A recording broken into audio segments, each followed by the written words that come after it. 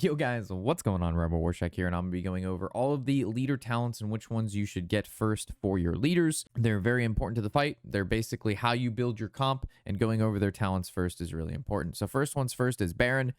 I myself love Chill of the Grave. It summons skeletal mages instead of warriors. The mages have a chilling effect on them, and they're really annoying for most comps, especially melee and ground units. They also can hit air units, which is really nice just passively, because air units are sometimes hard to deal with depending on your comp. So I personally like Chill with the Grave. However, there are some other options that are okay, like Death Pack, periodically sacrifice a nearby skeleton to be healed. I don't like giving up units to heal a unit. I like units that just heal anyway. So I don't like sacrificing like that, especially if you don't have a skeleton nearby. It like isn't a benefit to you. It's like a situational talent. And I myself prefer talents that just do stagnant good effects all the time. And that's why Chill of the Grave is good, because you're always summoning skeletal mages, and the skeletal mages are always good. Nearby allied skeletons gain bloodlust. This is actually pretty good as well, because you're always going to be summoning skeletons from your towers and your base and the hearthstones you control. Depending on your build as well, you could be summoning more skeletons that way. Again, Baron needs to be near skeletons, and those skeletons need to be actually attacking something and not dying immediately. And if they're skeletal warriors instead of skeletal mages, they're pretty easy to kill. They get cleaved down easily. But what's cool about the mages is they sit in the back and they put in a ton of fucking work. So I like Chill of the Grave. These other two are okay, but Chill of the Grave, in my opinion, is way better. All right, so moving to Bloodmage. This one is very specific in what it wants to do, because the hero ability on this is Thalnos gains 1 level for each spell you play until death. So playing very cheap, very cyclable spells is kind of just how you play this comp. So the talents kind of follow suit to that besides one.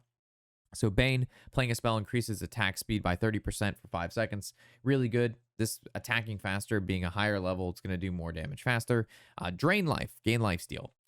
This is huge. Self-sustain within the minion. So you're leveling it up.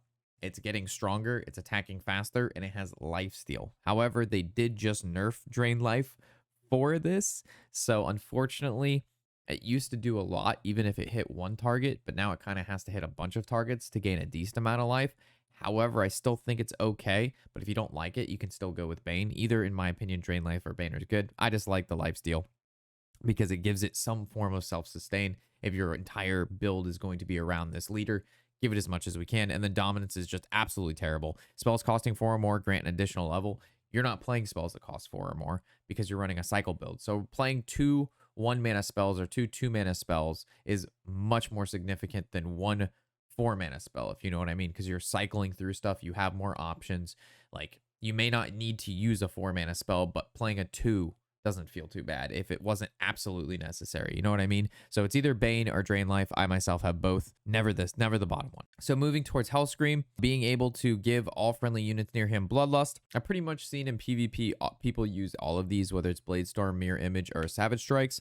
I think Bladestorm's a little bit better, giving the opportunity to a unit as strong as Hellscream to have cleave is huge. Mirror Image isn't that great if you're getting attacked by a flying unit. It does Mirror Image.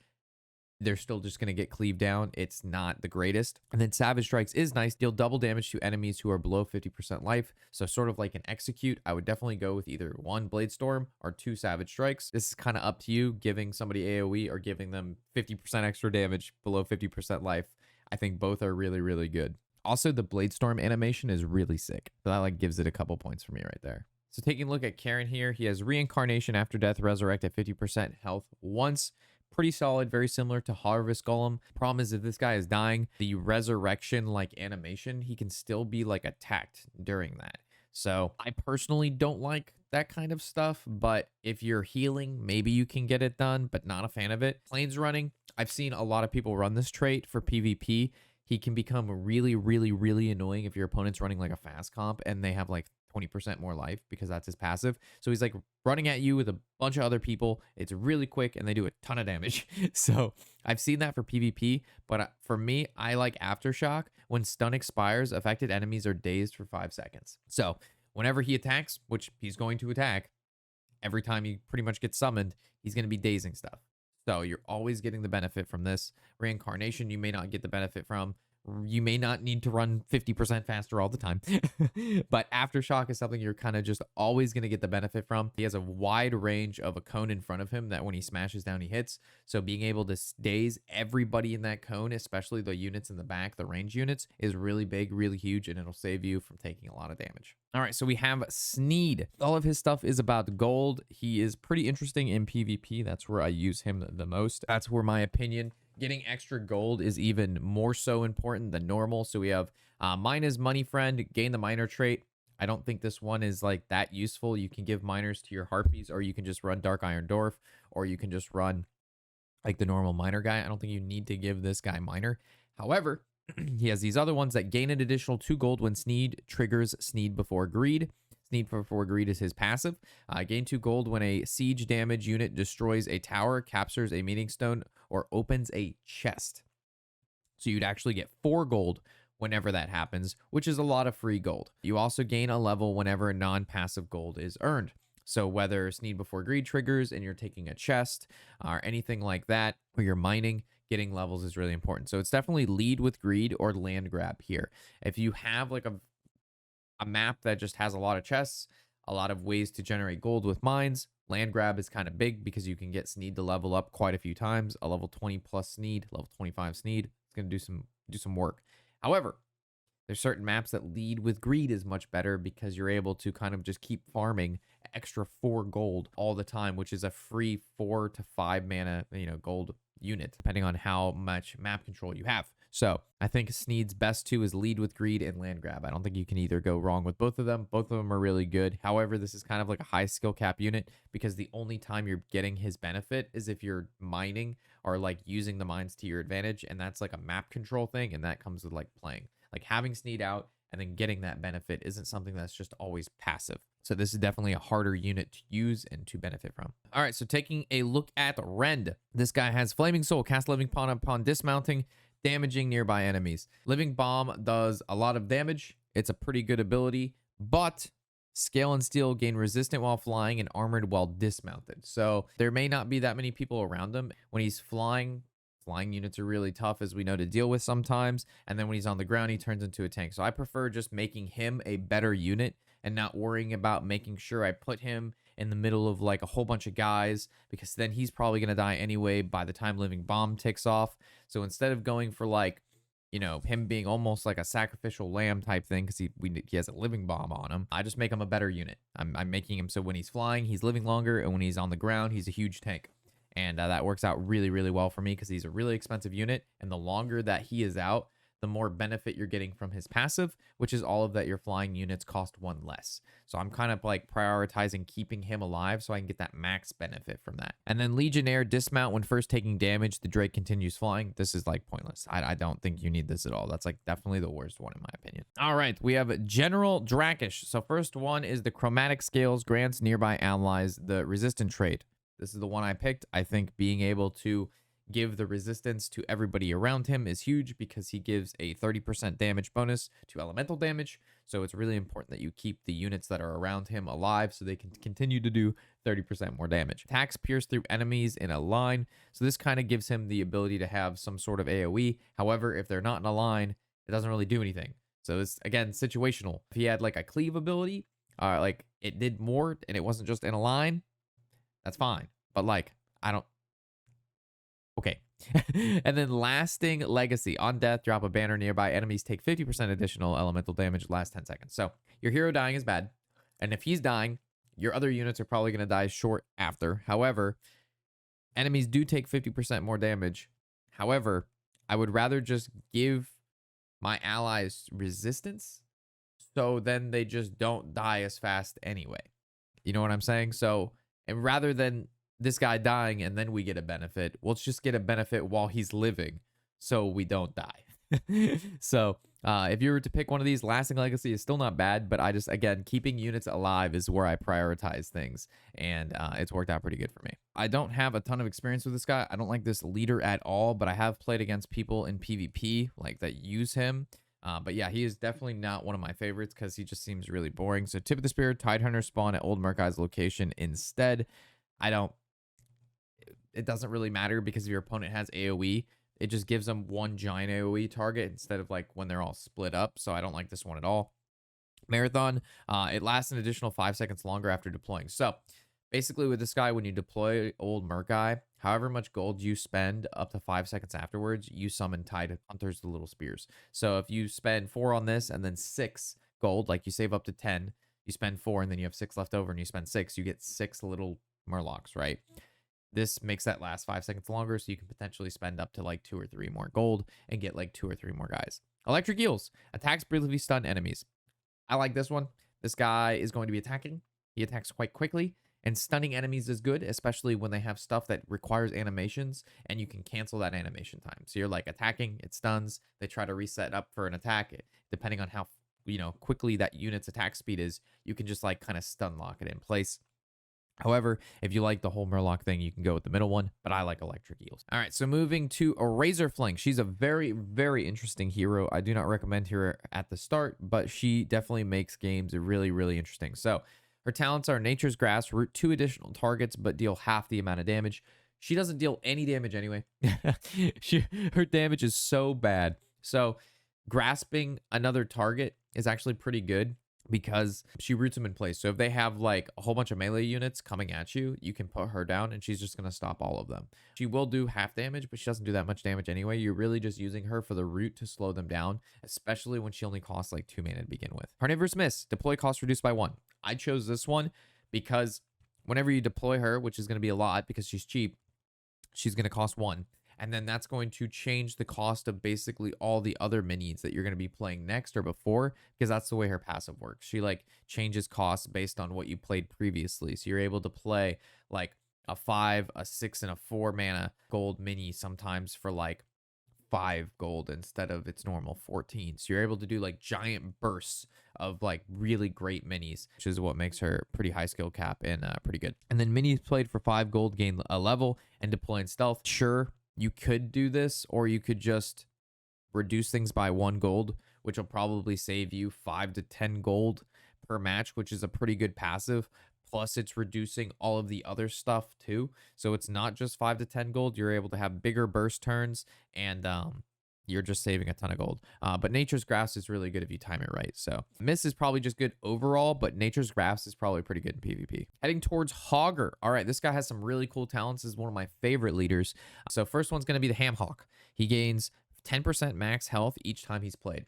Hogger's passive is every time you play him, he gets stronger. So he attacks 35% faster, and I think he moves 35% faster. Yes, so Hogger's movement and attack speed increased by 35% each time he's played. So his goal is you just want to keep playing like Hogger. Hogger is Pogger all the time. So Ham Hawk, giving him also 10% max health means he's living longer, he's attacking faster, and he's moving faster. It's my favorite. We love that. Next one, Spoiled Meat. He gains poison. If he's attacking faster and he has more health and he's moving faster, you don't really need to give him poison, because he's like, you just want him to stay alive. If he's staying alive longer with 10% extra health, he's just doing more damage anyway. So I don't think Spoiled Meat is necessary. And then on death, Bloodlust, Nearby Beast. If he dies and there's nothing around him, you're getting no benefit. However, the entire point to your build is to play Hogger as many times as possible. That's the only way to play Hogger. So there's only one talent here that really, really helps him. This is like, Ham Hawk is like by the far the best one. There's no other argument for any of these. Ham Hawk is just 100% the best talent for Hogger, in my opinion. Hogger is Pogger. So moving to Jaina, she is by far, by the way, the worst leader. Do not pick her. If you have to pick a hero at the start, she's awful. I would really not recommend leveling her up or like spending any time putting anything into her, because she is just absolutely terrible. Her passive is really terrible. Her talents are okay, but like she's just not good. So Blink periodically teleports away from attackers is pretty good just in PvP and stuff, because if she's getting attacked, she blinks back, but she doesn't have that much health. So depending on the attack, it just may kill her anyway. So like she blinks back and still dies. Clear casting spells cost 1 less, but not less than 1 if played immediately after Jaina. So you have to like play Jaina and then like play the spells, but what if you don't need them right then? You know what I'm saying? Like spells aren't like how you win the game. They're supports to win the game. So if you're like having to do things when she comes out and you don't have to do it right then, like if it's not, you know what I mean? Like you don't need to, it's kind of just a waste regardless if you're saving gold or not. And then Flurry Frostbolts burst on impact, frosting the enemies near the target. So pretty good. She's going to be attacking stuff. Most of the time there's multiple units when she's attacking them. So this just doing more and being able to freeze and frost those units is really nice. Slows movement, slows attack, really solid. So it's between Flurry, if you had to pick, or Blink. I prefer Flurry, but Blink is also not that bad at all. But I also would just never, ever play with Jaina. She's just terrible. All right, so moving to Maiev. Again, I do not recommend this hero to any starter player just because she goes in a very specific build, and that is not stuff you'll have access to at the start of the game. She has a Loathing Shadows, cast Smoke Bomb on deploy, and stealthing nearby allies. Most of your stuff's going to have stealth anyway or unbound, so this doesn't matter. Shadow Step is actually pretty good. Periodically teleport to a ranged attacker when hit. So if she gets caught attacking melee or they deploy something next to her, and then there's like a range guy in the back, she will teleport away from the melee guy, hit the range guy in the back. She does a lot of damage when she comes out and shadow steps. Because she does a little spinny thing, and that does a lot of damage. Fan of Knives. So that's really nice. And then Remorseless, deal double damage for 2 seconds after killing an enemy. If she kills an enemy and then lives, she does double damage. That's pretty good as well. So it's between Shadow Step and Remorseless. I myself like Shadow Step, but Remorseless, there's argument for that too, because you're always going to be normally killing stuff, and then she like re-stealths, and then she can like open again. But the thing is, it's only like, it has to be for 2 seconds. So like, she has to kill something, there has to be something else, she has to live, and then she has to hit it, and then like that thing also needs to, like, if it's already at low health anyway, and it dealing double damage doesn't really matter because she already does a lot of damage. So Shadow Step to me, like, she gets hit, she just gets the fuck out of there.